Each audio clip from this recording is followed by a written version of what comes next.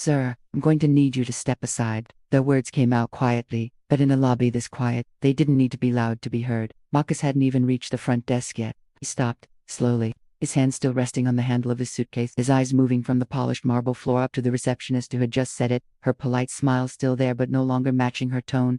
"I have a reservation," Marcus said, calm, steady, like nothing about this moment had changed. The receptionist nodded quickly, but didn't move aside. "Yes, of course," she replied, her voice controlled, "but I just need you to wait over there for a moment." She gestured slightly to the side. Not to the line, not behind the other guests. Away. That detail didn't go unnoticed. Behind Marcus, another guest walked in, approached the desk, and was greeted instantly with a warm smile and a simple, "Welcome. How can I help you today?" No waiting, no stepping aside, just service. Marcus stood still for a second, letting that difference settle in before speaking again. "I checked in online," he said, holding up his phone slightly. "It should be under Marcus Carter." The receptionist glanced at the screen, but didn't take it. "I understand," she said. "We'll just verify something first." Verify what? She didn't say. And that was the problem. Across the lobby, a couple slowed down, sensing something unusual in the tone. Not enough to stare openly, but enough to notice that this wasn't a normal check-in. Marcus adjusted his grip on the suitcase, not impatient, not uncomfortable, just aware. "Is there an issue?" he asked. The receptionist hesitated. Just for a second, but it was enough. "No issue," she replied quickly. "Just procedure." That word hung in the air. Procedure. Because procedures don't usually happen like this. Not before someone even reaches the desk. Not without explanation. Another guest stepped up beside Marcus, placed his ID down, and within seconds was smiling. "He's already being prepared."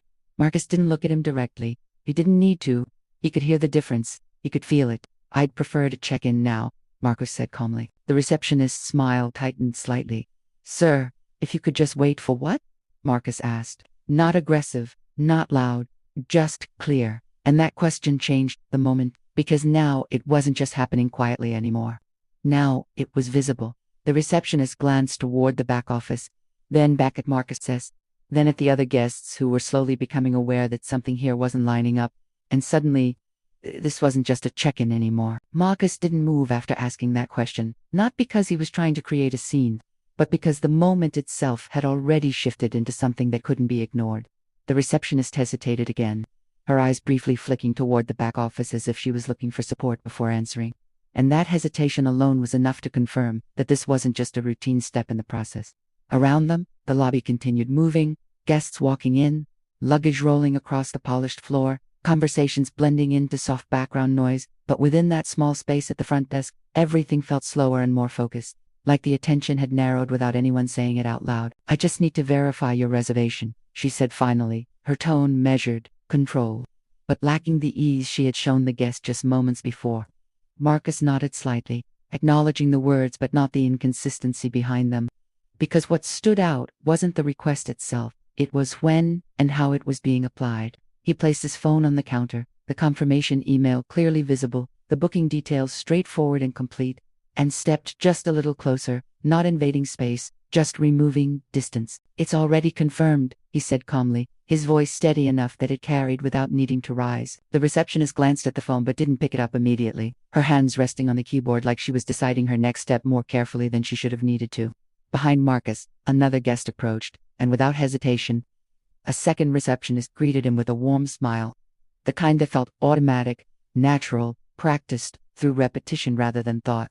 Within seconds, that guest was being checked in, his reservation found instantly, his keys being prepared with no delay, no questions, no pause. The contrast wasn't subtle anymore. Marcus noticed it without turning his head, the difference in rhythm, the difference in tone, the difference in how quickly things moved when no doubt was involved.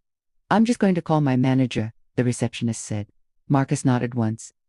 "All right," he replied. She picked up the phone, speaking quietly, her words too low to fully hear but her body language clear enough to read, quick explanations, brief glances in Marcus's direction, a tone that suggested this was something unusual, something that required confirmation beyond what was already visible on the screen. Marcus stood there, calmly, his posture unchanged, his expression neutral, not reacting outwardly, but fully aware of how the moment was unfolding. A few guests nearby slowed down slightly, their attention drawn not by anything loud, but by the absence of normal flow. People noticed disruption more than noise, and right now, the disruption was clear enough to feel even if it wasn't being explained. After a moment, a man in a dock suit stepped out from the back office, adjusting his jacket as he approached the desk. His expression was professional, composed, but focused in a way that suggested he had already been given a version of the situation before arriving. "Good evening," he said, looking directly at Marcus. "I'm the manager. I understand there's a concern with your reservation." Marcus met his gaze calmly. "I have a confirmed booking," he said. "I'm just trying to check in." The manager nodded slightly, then turned to the screen, reviewing the information quickly. His eyes moved across the details, pausing briefly, then continuing, his posture shifting just slightly as something on the screen caught his attention. "It says here the room has already been checked in," he said. Marcus didn't react immediately. "That's not possible," he replied. The manager nodded again, slower this time, as if he agreed, but still needed to confirm. He typed a few commands, his focus tightening, the casual professionalism from before, now replaced with something more deliberate. Behind them, another guest laughed softly, keys in hand, heading toward the elevators without interruption. The contrast continued, not loudly, but consistently. After a few seconds, the manager's expression changed. Not dramatically, but enough. He straightened slightly and looked at Marcus again. "Can I see your confirmation email?" he asked. Marcus picked up his phone and handed it over without hesitation. The manager studied it closely, comparing it to what was on the screen, his eyes moving back and forth between the two, his expression becoming more serious with each second. Then, quietly, almost under his breath, he said, "This doesn't make sense." Marcus didn't respond to that. He just waited. Because sometimes silence says more than anything else. The manager handed the phone back, then turned fully toward the receptionist. "This reservation is valid," he said, his tone firmer now. "It should not have been processed already." The receptionist looked at the screen again, her expression tightening slightly. "That's what it shows," she said. The manager shook his head slightly, typing again, digging deeper into the system. "It's been checked in under a different guest," he said. That changed the air completely. Marcus's gaze sharpened slightly, not with anger, but with clarity. "A different guest," he repeated. The manager nodded slowly. "Yes," he said. "Same reservation, different name." The words settled into the space between them, heavy in a way that didn't need to be explained. Because now the situation wasn't just about a delay. It was about something that should not have happened at all.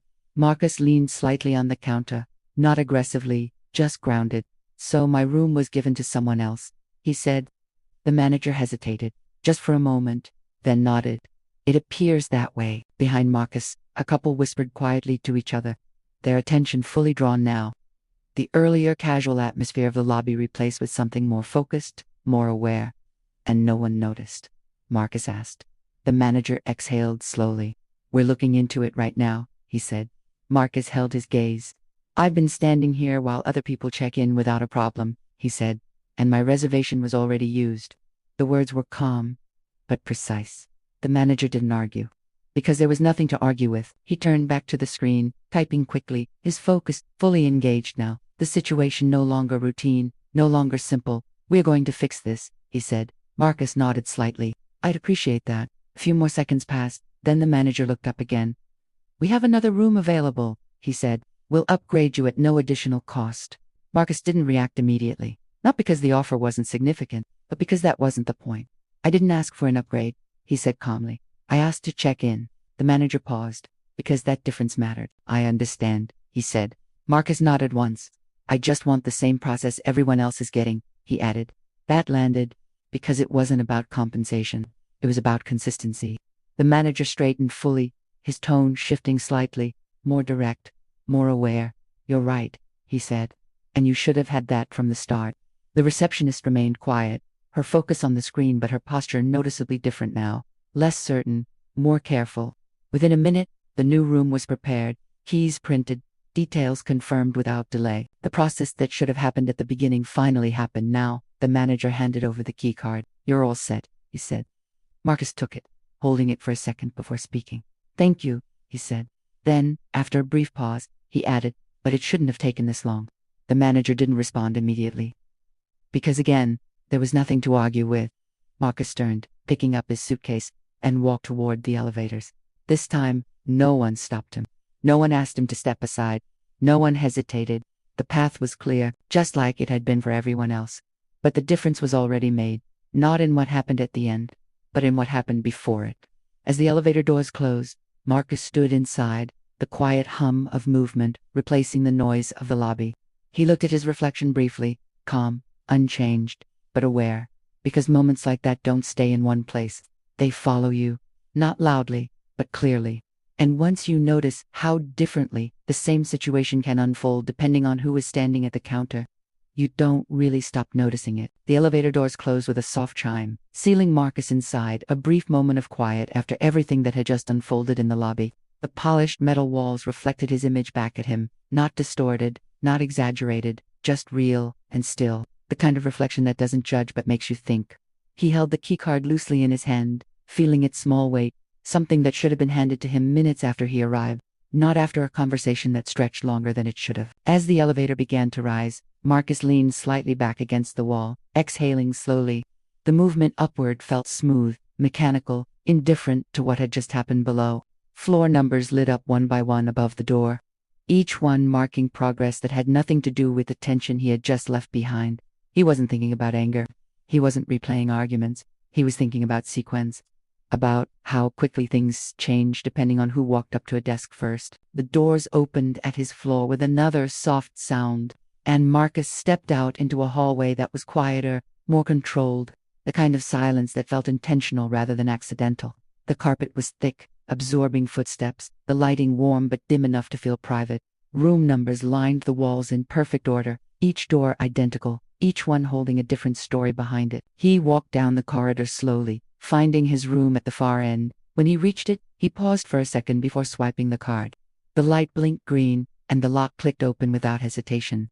Inside, the room was exactly what was promised: clean, organized, familiar in its design. Nothing about it suggested the struggle it had taken to get there. Marcus placed his bag down near the desk and stood still for a moment, just looking around, letting the space settle around him. From here, everything looked normal again. But normal didn't erase what had happened. He sat down on the edge of the bed, still holding the keycard between his fingers, turning it slightly as if it might explain something if he looked at it long enough. It didn't. It was just plastic, just access, just a result of a process that should have been simple from the beginning. His phone buzzed on the table, a notification from the hotel app confirming, check-in, now fully processed. He glanced at it briefly, then set the phone back down without responding. Outside, through the window, the city continued moving. Lights turning on across buildings, cars moving through intersections, people stepping into restaurants and shops, none of them aware of what had happened in a single lobby just a few floors below. Marcus leaned forward slightly, resting his elbows on his knees, his gaze steady but distant, not tired, not emotional, just aware in a way that didn't need noise to exist. Because sometimes the difference isn't what happens in the moment, it's what repeats quietly enough that people stop questioning it. And once you see that pattern clearly, you don't unsee it again.